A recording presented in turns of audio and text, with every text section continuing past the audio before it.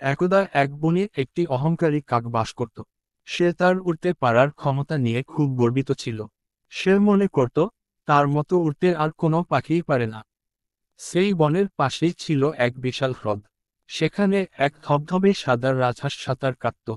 তার শান্ত ও ধীরস্থির স্বভাব ছিল সবার পছন্দের।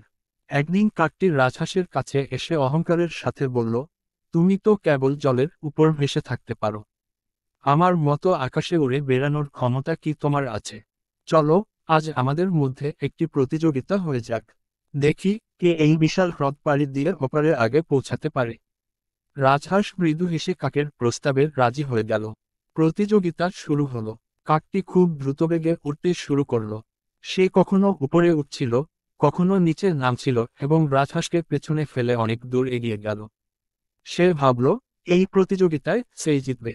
কিন্তু হ্রদের মাঝামাঝি এসে কাকটি ক্লান্ত হয়ে পড়ল। তার ডানা ভারী হয়ে এল এবং সে আর উঠতে পারছিল না।